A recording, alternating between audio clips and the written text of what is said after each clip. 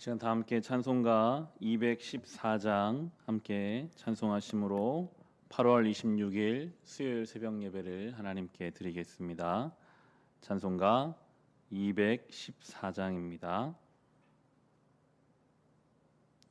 찬송가 214장입니다.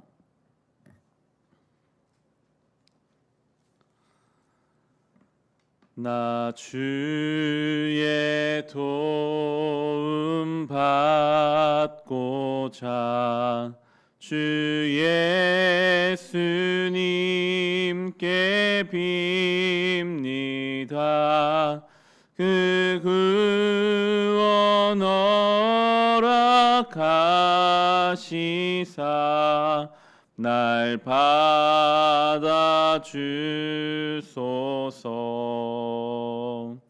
내 모습 이대로 주 받아 주소서. 날 위해 돌아가신 주 날 받아 주소서. 큰 죄에 빠져 영 죽을 날 위해 피 흘렸으니 주 형상대로 빚으사 날 받아 주소서. 내 모습 이대로 주 받아 주소서. 날 위해 돌아가신 주 날 받아 주소서. 내 힘과 결심 약하여 늘 깨어지기 쉬우니 주 이름으로 구원해 날 받아 주소서. 내 모습 이대로 주 받아 주소서. 날 위해 돌아가신 주 날 받아 주소서. 내 주님 서신 발 앞에 나 꿇어 엎드렸으니 그 크신 역사 이루게 날 받아 주소서. 내 모습 이대로 주 받아 주소서. 날 위해 돌아가신 주 날 받아 주소서. 아멘. 함께 기도하실 때 우리 교회 예배를 위해 기도합시다.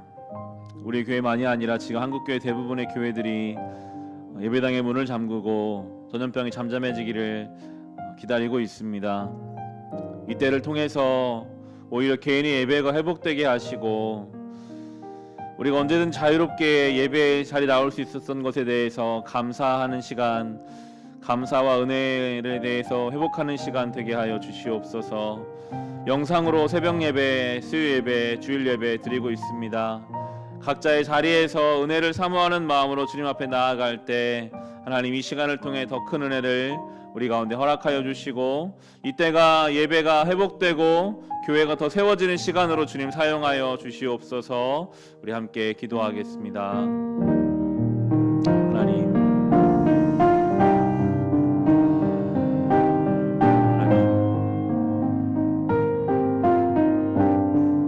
교회의 위기라고 합니다. 예배당에 문이 닫히고 영상으로 또 개인의 예배로 모든 모임들이 바뀌어 버렸습니다. 주님, 새벽에도 수요일에도 주일에도 함께 모여야 할 성도들이 예배당에 모이지 못하고 지난병이 잠잠해지기를 기다리며 각자의 자리를 성전 삼아 예배하고 있습니다. 하나님, 답답한 현실입니다.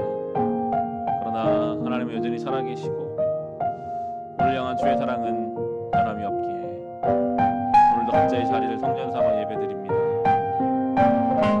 어떤 시간, 어떤 장소이든지 하나님의 은혜를 사모하여 주님 앞에 나아가는 제 자녀들에게 동일한 은혜를 부어주시옵소서. 주님, 이때를 이길 수 있는 더 큰 힘을 우리에게 주옵소서.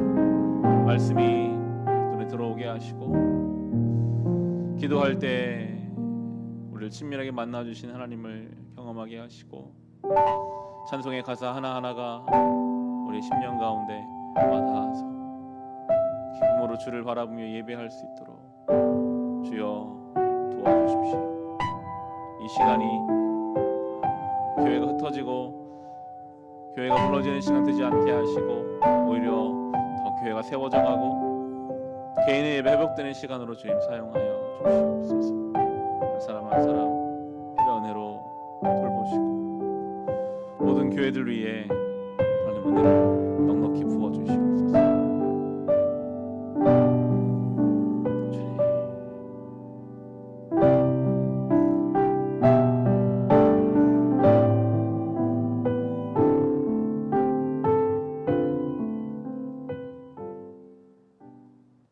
하나님, 우리가 모여 예배하는 것이 얼마나 큰 은혜였는지 다시 한번 이 시간을 통해 깨닫게 됩니다.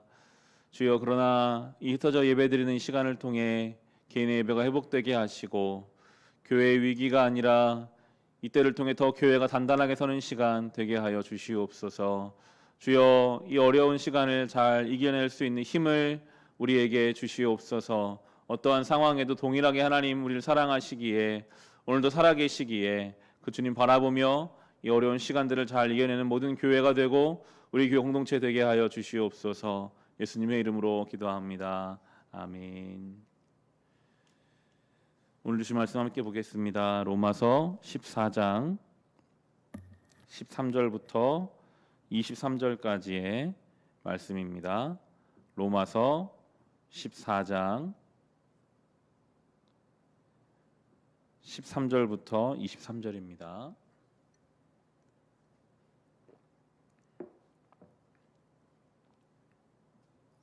로마서 14장 13절부터 23절까지의 말씀, 주신 말씀을 우리 함께 읽겠습니다. 그러므로 이제부터는 서로 남을 심판하지 마십시다. 형제자매 앞에 장애물이나 걸림돌을 놓지 않겠다고 결심하십시오. 내가 주 예수 안에서 알고 또 확신하는 것은 이것입니다. 무엇이든지 그 자체로 부정한 것은 없고 다만 부정하다고 여기는 그 사람에게는 부정한 것입니다. 그대가 음식 문제로 형제자매의 마음을 상하게 하면 그것은 이미 사랑을 따라 살지 않는 것입니다. 음식 문제로 그 사람을 망하게 하지 마십시오. 그리스도께서 그 사람을 위하여 죽으셨습니다. 그러므로 여러분이 좋다고 여기는 일이 도리어 비방거리가 되지 않도록 하십시오. 하나님의 나라는 먹는 일과 마시는 일이 아니라 성령 안에서 누리는 의와 평화와 기쁨입니다. 그리스도를 이렇게 섬기는 사람은 하나님을 기쁘게 해드리고 사람에게도 인정을 받습니다.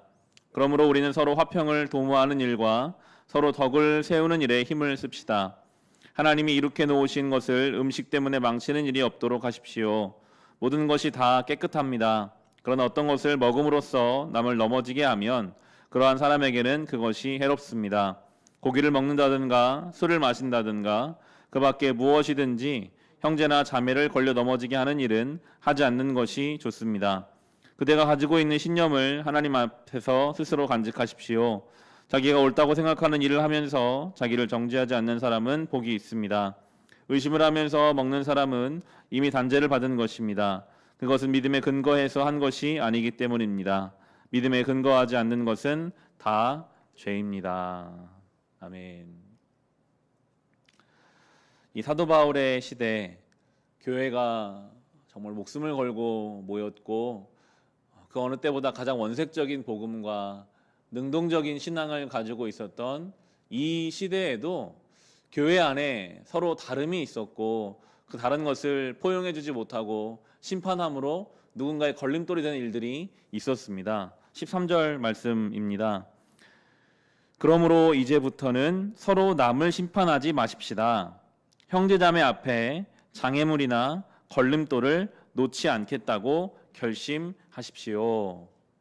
이렇게 로마서라는 서신에 쓸 만큼 교회 안에서는 서로 다른 것 때문에 심판하는 일들이 있었고 그것이 그 사람을 더 잘되게 하는 것이 아니라 장애물이 되고 걸림돌이 되었던 것입니다.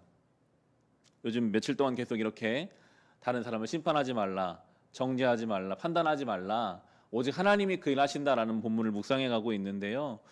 공통적으로 이 묵상 나눈 방에 나누어지는 것이 내가 그랬습니다 라는 고백이었어요. 내가 가장 사랑해야 할 내 가족을 비난하고 정죄했습니다. 내가 누군가를 용서하지 못했습니다라는 이야기가 지속적으로 나누어지고 있습니다. 초대교회로부터 지금까지 아마 우리가 주님 앞에 가는 그 순간까지 누군가를 나의 기준에 서서 비난하고 정죄하는 일은 끊임없이 우리를 괴롭힐 것입니다. 그런데 그 심판하고 비난하는 일은요, 누군가의 걸림돌이 될 뿐 아니라 무엇보다 나의 삶의 걸림돌이 됩니다. 그 걸림돌은 나와 하나님과의 관계를 막기도 해요. 내가 누군가를 정죄하고 비난하기 시작하면 나의 삶에 풍성한 것들이 떨어져 가고 하나님과의 관계가 연약해져 가기 때문입니다. 늘 우리가 생각해야 할 부분인데요. 이어지는 14절 15절에 이렇게 설명하고 있습니다. 내가 주 예수 안에서 알고 또 확신하는 것은 이것입니다. 무엇이든지 그 자체로 부정한 것은 없고 다만 부정하다고 여기는 그 사람에게는 부정한 것입니다. 그대가 음식 문제로 형제자매의 마음을 상하게 하면 그것은 이미 사랑을 따라 살지 않는 것입니다.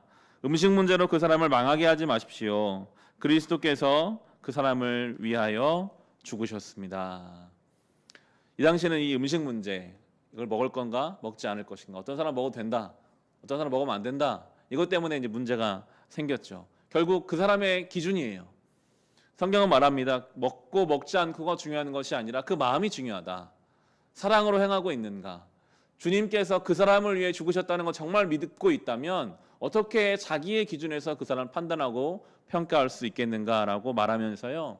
하나님 나라는 17절에 보시면 하나님의 나라는 먹는 일과 마시는 일이 아니라 성령 안에서 누리는 의와 평화와 기쁨입니다. 로 설명하고 있어요.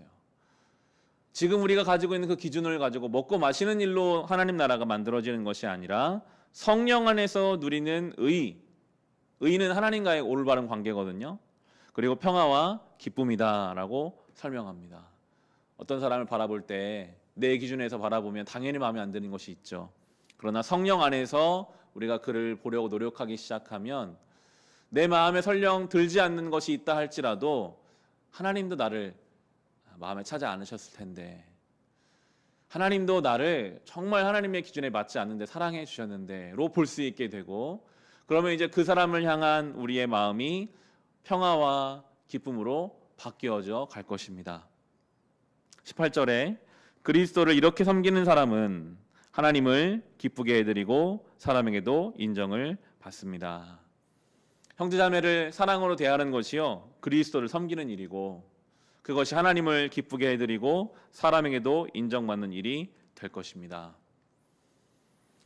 이어지는 19절도 이렇게 말씀합니다. 그러므로 우리는 서로 화평을 도모하는 일과 서로 덕을 세우는 일에 힘을 씁시다. 내 기준을 가지고 자기 의의를, 자기 만족을 취하는 일을 향해 가지 말고 우리에게는 중요한 기준이 있죠.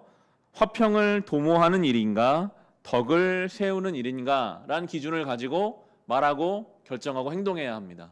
어떤 상황 속에서 내가 이 말을 하는 것이 화평을 만들어가는 일일까, 내가 이렇게 결정하는 것이 덕을 세우는 일일까 하는 것이 늘 우리의 삶의 한 기준이 되고 그 질문을 할 수 있다면 우리는 온전히 말할 수 있고 온전히 행동해 갈 수 있을 것입니다. 하나님이 나에게 주신 이 공동체를 내가 이렇게 말함으로 화평케 할 수 있는가, 내가 이렇게 행동함으로 덕을 세울 수 있는가, 늘 성령 안에서 이것을 품고 살아가야 할 것이고요. 22절 23절에 보시면 그대가 지니고 있는 신념을 하나님 앞에 스스로 간직하십시오. 자기가 옳다고 생각하는 일을 하면서 자기를 정죄하지 않는 사람은 복이 있습니다. 의심을 하면서 먹는 사람은 이미 단죄를 받은 것입니다. 그것은 믿음의 근거에서 한 것이 아니기 때문입니다. 믿음에 근거하지 않는 것은 다 죄입니다. 앞서 말한 화평케 하고 덕을 세우는 일은 어쩌면 중심이 없으면 좋은 게 좋은 거야, 안 좋은 것인데도 그것이 공동체의 유익을 위한 것이라면 그렇게 가는 안 좋은 방향으로 갈 수 있거든요. 한 가지 더 기준이 있다면 신념입니다. 내가 하나님 앞에 떳떳한가, 내가 이렇게 말하고 이렇게 결정하는 것이 성령 안에서 주시는 마음을 가지고 하나님 앞에 떳떳한 나의 믿음인가 하는 것이 또 하나의 기준이 되어야 합니다. 성도로서 의사결정을 하기 힘든 시대를 우리는 살고 있습니다. 온라인으로 예배를 드리는 것이 맞는가? 이 시대 속에서 과연 우리가 정부가 내리는 지침, 모이지 말라는 지침을 우리가 어떻게 받아들여야 할 것인가? 이것만이 아니죠. 수많은 의사결정 앞에 우린 놓여 있고 성경은 세세하게 그걸 다 말해주고 있지는 않으세요. 그냥 우리에게 기준과 중심을 가르쳐 주시죠. 중요한 기준이 오늘 나온 것 같습니다. 한 가지는 내가 지금 내리는 결정이 화평케 하고 덕을 세우는 것인가, 또 한 가지는 내 안에 성령께서 주시는 믿음으로 확신하고 내 신앙 양심을 가지고 지킬 수 있는 것인가. 이 두 가지 올바른 기준을 가지고 우리가 이 세상 속에서 판단하고 결정하고 그 길을 뚜벅뚜벅 걸어가야 하겠습니다. 그럴 때 우리 믿음의 다음 세대 자녀들도 우리가 가는 이 믿음의 길을 따라올 수 있을 것입니다.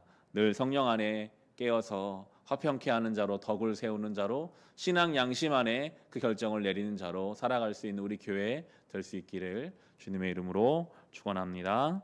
이 시간 주신 말씀을 가지고 우리 같이 기도하실 때, 하나님,